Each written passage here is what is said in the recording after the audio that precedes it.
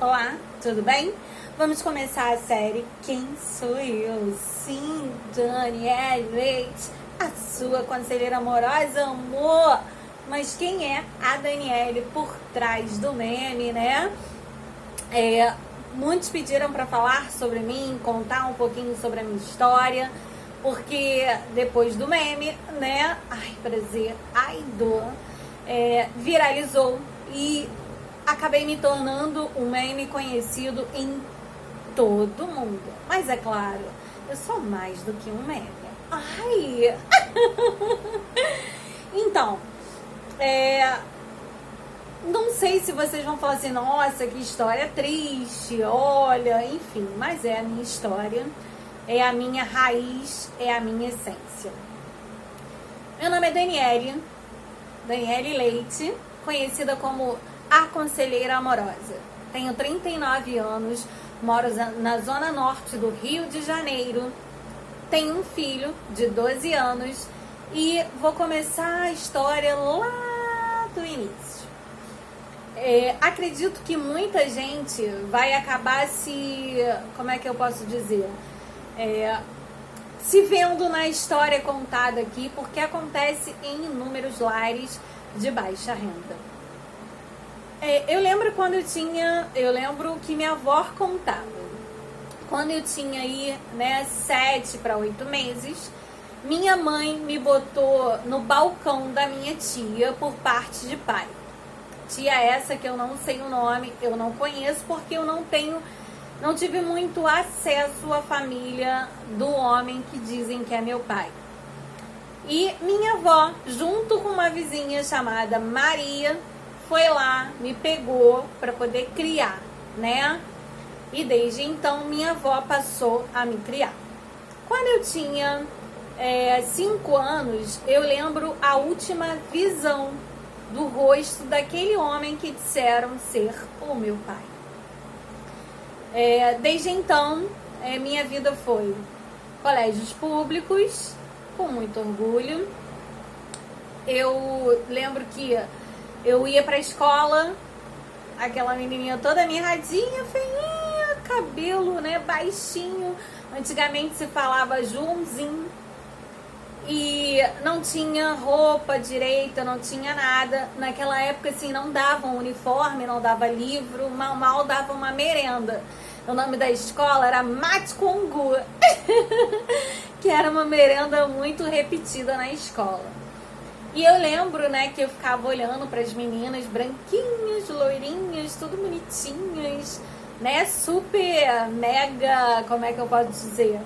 Acessível não, tipo patricinhas da escola, e eu lá toda pobrezinha, feinha. E aí eu lembro que assim, eu tinha 6 para 7 anos e tinha a casa da minha avó, então tinha uma vizinha que dava de frente para casa da minha avó, tipo o quintal dela dava pro quintal da minha avó, pra nossa área dos fundos, e eu lembro delas conversando pelo muro. O nome dela é Divina. E a Divina falou, Dona Tirinha, essa criança aí não vai estudar, não? Porque até então ninguém nem se importou de me colocar na escola. E aí a minha avó falou, não consegui vaga, alguma coisa assim. Enfim, a Divina estudava na escola e falou, não, eu vou ajudar a fazer a matrícula dela. E aí quando foi de 7 para 8 anos, quando eu fui me formar, não tinha ninguém na escola, Tipo, eu ia sozinha, andava sozinha.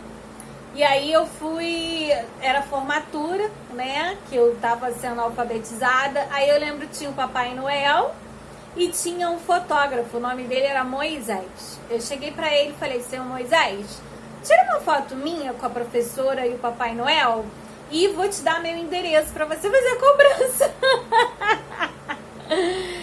E assim foi, tá, gente? Ele foi lá na minha casa, entregou a foto, eu tenho essa foto até hoje. E aí ele entregou, minha avó pagou e eu tenho uma foto minha de formatura da infância. Assim foi toda a minha formatura, tá? Nunca apareceu um parente, nunca foi nenhum adulto.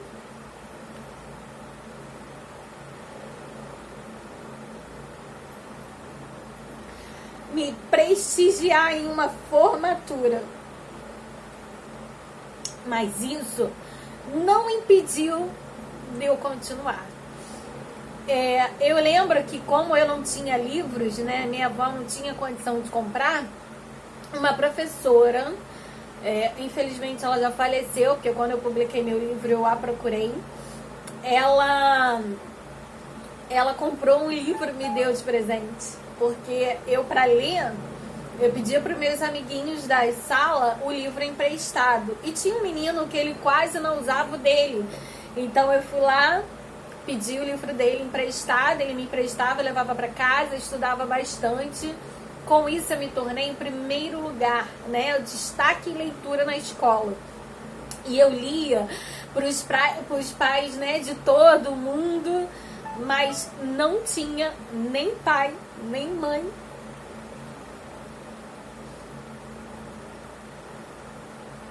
Nem avó presente ali. Mas eu consegui me destacar. Daí, fui estudando, fui dando o meu melhor. Eu lembro que na infância, para ganhar dinheiro, eu comprava aquele pote, né, grandão, de creme de massagem, aquele colorido que, tipo, muita gente que me assiste agora nunca viu esse creme. Era um creme de várias cores. Dava massagem no cabelo das meninas e cobrava por isso. Eu lembro também que eu fazia chocolatinho, né? Fazia sacolé. Porque desde os meus 7 anos eu sempre lutei pra ter o meu dinheiro, tá? Minha avó falava, cara, você nasceu na família errada, garota, não é possível. E aí, eu fazia as coisinhas pra vender, depois eu ainda emprestava o dinheiro a juros pra minha avó, pros meus tios, pros amigos dos meus tios, e ai de alguém se não me pagasse, tá? Ai de alguém se não me pagasse. Então era assim que eu comprava as minhas roupinhas na feira de Duque de Caxias, que acontece todos os domingos. E ela ainda pechinchava, porque eu adorava ter uma roupinha nova, porque eu sempre tive resto dos outros. Pra gente que é de baixa renda, era sempre assim, roupa no aniversário e roupa no Natal. Qualquer outra data não tinha roupa. E eu lembro que minha mãe falava assim, você não tem, não vai pegar emprestado e não vai sair. Mas também não me dava. Uma das cenas que marcou a minha infância, que doeu bastante, e que me fez lutar e fazer dinheiro para comprar uma roupa e andar arrumadinha, foi quando eu corri para abraçar a minha mãe. Ela me empurrou, falou assim, não me abraça, nem me toca e nem fala comigo. Não diz que você é minha filha. Olha como é que você tá um lixo imundo. Eu dei 2 passos para trás, olhei para ela,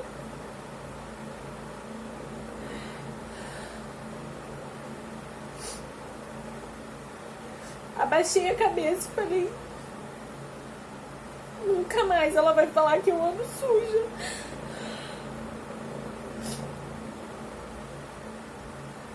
E desde então, eu passei a vender as coisinhas e ia na rua para vizinho, juntava um dinheirinho e comprava minhas roupinhas lá na feira. Sempre andei depois dessa data bem arrumadinha e com roupinhas novas.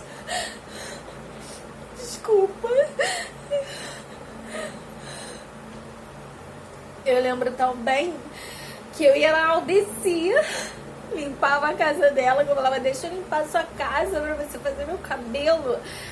As pessoas falam, tem que aceitar a raiz. Gente, desde criança, sempre olhei pra mim, não por causa de alguém ou porque alguém falava, porque eu nunca segui esse negócio de moda.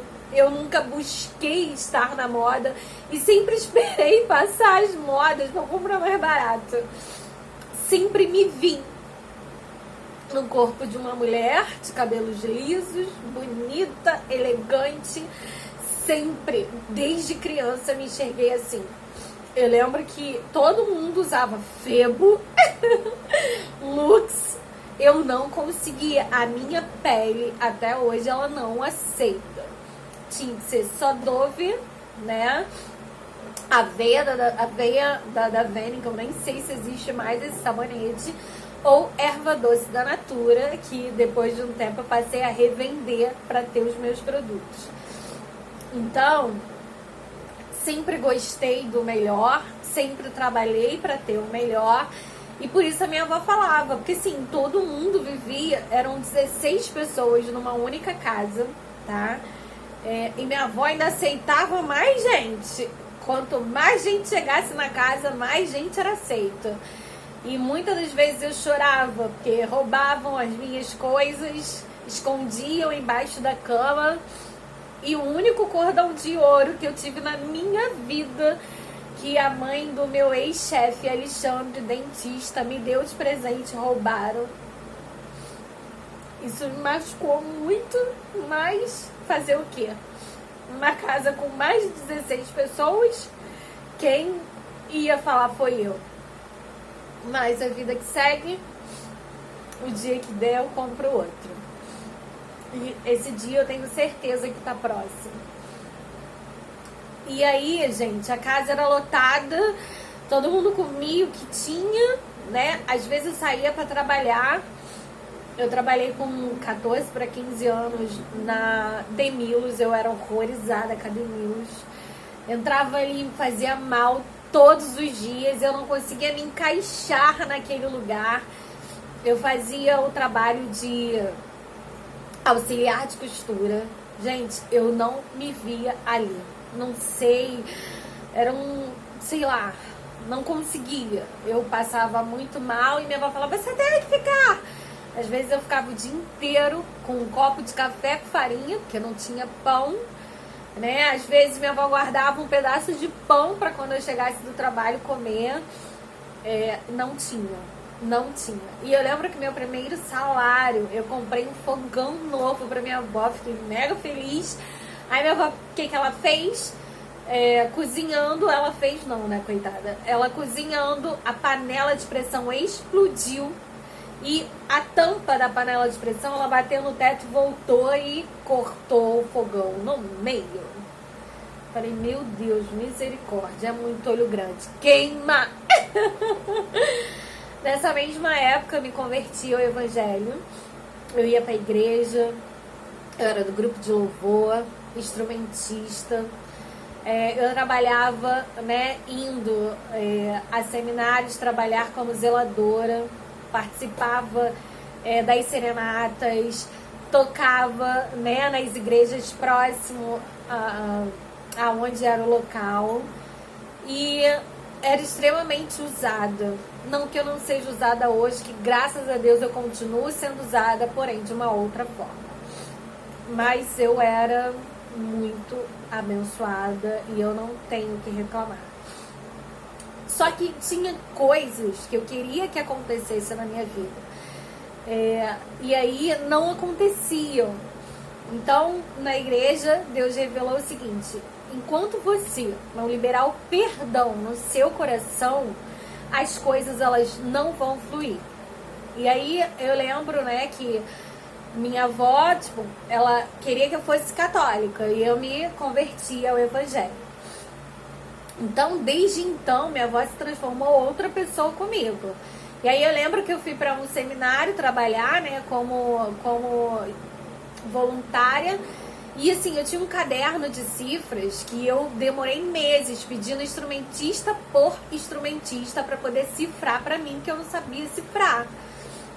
Quando eu cheguei, esse caderno tava, né, solto, a espiral todinho. Você vê que a pessoa fez de maldade. Fui reclamar com a minha avó. E a minha avó botou a faca no meu peito, falou que eu não podia falar do meu primo, né, que eu achava que era aquela pessoa, botou a água para ferver e me ameaçou. Desde então eu orei muito, muito, muito e falei, meu Deus, eu não aguento mais morar aqui. E aí eu fui morar, tive um sonho que eu ia morar na casa, né, de 2 idosos. E aí esse sonho se concretizou, eu fui morar no quintal sem um centavo. Fui morar na casa desses 2 idosos, nos fundos, e minha mãe bateu na minha porta e falou: Daniele, me ajuda. Ela tinha acabado de descobrir uma doença seríssima, meu irmão tinha acabado de tomar vários tiros, né? Tipo, o médico, inclusive ele era jogador, jogava pelo Vasco, e o médico falou que o tiro que ele tomou no pé tinha esfarelado o pé dele, que ele não ia conseguir voltar a andar, né? E o outro ficou bem milímetro abaixo do coração, por pouco ele não teria morrido. Então o mundo da minha mãe, porque esse filho é o filho amado e abençoado dela, é Deus no céu e ele na terra, o mundo dela se desmoronou. Aí ela bateu na minha porta e falou: Daniele, me ajuda. Aí eu falei pra ela: quem sou eu pra te ajudar? Mas vou te apresentar um que com certeza vai conseguir te ajudar. Porque assim, várias vezes eu ia pra igreja, ela me batia, me humilhava, falava, né, que eu ia dar pro pastor, porque eu ia chovendo, sol, canivete, eu tava na igreja. Várias vezes eu chamava ela pra ir pra igreja e ela, né, ia pra outros lugares, enfim. E aí levei ela pra igreja. Quando chegou lá, orando por ela, ela começou a beijar os meus pés e me pedir perdão por toda a maldade que ela fez comigo. Porque eu, com 7 anos de idade, ela me colocou dentro de um latão pipa d'água de cabeça para baixo, tentou me afogar, acho que ela queria dar um susto, não sei, muita maldade. Eu levantei, olhei para ela e falei: nunca mais eu te chamo de mãe. E desde então eu realmente só chamo ela de nora, não consigo usar a palavra mãe, não que eu não tenha perdoado, perdoei, ajudo no que eu posso, gosto, amo, mas não consigo falar. Eu falo hoje é minha mãe, mas antes eu falava a nora, entende? Ela me batia muito, ela pegava um pedaço de madeira com aquela borracha do sofá grossa, preta, enrolava com aquele fio de ferro e assim ela me batia. Ela me espancava muito. Se ela batesse no meu irmão, ela me batia. Se eu respirasse, ela me batia. Então, ela pegou todo o ódio que ela tinha, né, do que aconteceu com ela no passado e jogava em cima de mim. Fez inúmeras outras coisas que não vem em questão, mas desde o momento que ela beijou os meus pés na frente de todo mundo pedindo perdão, graças a Deus eu a perdoei e minha vida, né, seguiu em frente. Eu lembro também que eu fui fazer um curso de datilografia. Eu bati na porta de um escritório e falei: tem vaga para secretária, me contrata? Aí o moço falou: olha, eu queria te contratar, mas você tem datilografia? Na época era manual. Eu falei: não. Ele: então, não posso, aqui tem que ter datilografia. Dali por diante eu falei: ninguém vai fechar a porta na minha cara, nunca mais. Aí eu fiz o curso de datilografia manual. E um namoradinho da minha mãe, que hoje é falecido, começou a pagar esse curso pra mim. Só que ele começou a pedir fotos. Ele ficava olhando pro meu peito, pro meu corpo. Aí eu falei pra minha mãe, óbvio, ela não acreditou. Aí o que eu fiz? Falei pra ele: não precisa pagar mais não, tá? Pode deixar que eu vou dar um jeito. Cheguei lá na menina do curso e falei pra ela: olha, o meu padrasto, né, o melhor namorado da minha mãe, tá fazendo isso, isso e isso. Será que se você falar com o dono do curso, eu posso dar aula pra aprender? E aí eu consegui fazer datilografia elétrica e manual, saí de lá com 2 certificados. Desde então, realmente, eu consegui emprego como secretária de advogado, eu consegui emprego na funerária, eu consegui emprego, porque depois eu também fiz informática, como secretária de contabilidade, eu fui ajudante de dentista, né? Eu conheci a Fabiana, que faz aniversário no mesmo dia que eu, uma pessoa incrível e maravilhosa, um coração maravilhoso. Tanto que quando eu fui morar sozinha, né, que eu saí pra morar sozinha com 20 para 21 anos, Eu levei um edredom, que a Fabiana que me deu, um edredom caríssimo, maravilhoso, um rádio vitrola, um espelho e minhas roupas dentro da sacola. Gente, aí eu lembro que eu orei e falei, Deus, eu só tenho R$25. Eu quero muito comprar um vestido vermelho. Entrei na C&A, achei o vestido vermelho na época por R$25. Eu fiquei muito feliz. Aí eu falei, meu Deus, a minha casa não tem nada, queria fazer meu aniversário. Aí a igreja se reuniu, fez o chá de casa nova, cada um doou um pouquinho. E a mãe de um irmão, né, que já era bem idosazinha, faleceu. Esse irmão doou todos os móveis da casa pra mim, eram bem velhinhos, já ruídos. Mas eu fiquei tão feliz, foi assim a minha primeira casa, tá? E aí, a casa toda mobiliada, teve festa, fiquei muito feliz.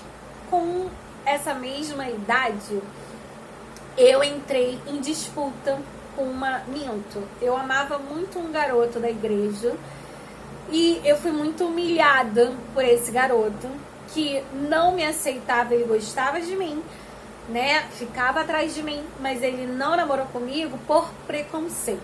Por quê? Na minha família tinha de tudo. Gente que cheirava, roubava, né, se prostituía, tinha tudo, jogatina, tudo de errado tinha dentro da minha família. Mas eu era diferente. Eu tinha um comportamento diferente. Eu fiz uma escolha diferente. Mas mesmo assim, tanto ele quanto diversas pessoas tinham um enorme preconceito contra a minha vida. Eu lembro que a mãe dessa menina da disputa, o nome dela é Maria, chegou pra mim e falou, olha, fulana da rua tá falando que você, quando crescer, vai ter um monte de filhos, né, e vai virar prostituta. E aí ela chegou pra mim e falou, não aceitem que determinem o seu futuro. Você tem o poder para fazer o que quiser dele. E eu guardei aquilo pra mim do fundo do meu coração. E aí eu e essa menina, né, eu com raiva porque esse garoto começou a namorar, uma menina que eu achava horrorosa, feia pra caramba, mas enfim, gente. Ela era debochada, sabe, assim, implicava comigo. E aí quando eles começaram a namorar, as jovens começaram a implicar comigo, debochar, me tratar mal, e aquilo me destruiu por dentro. Dali eu deixei de ser a boazinha, a anjinho, e me transformei na mulher, né, em parte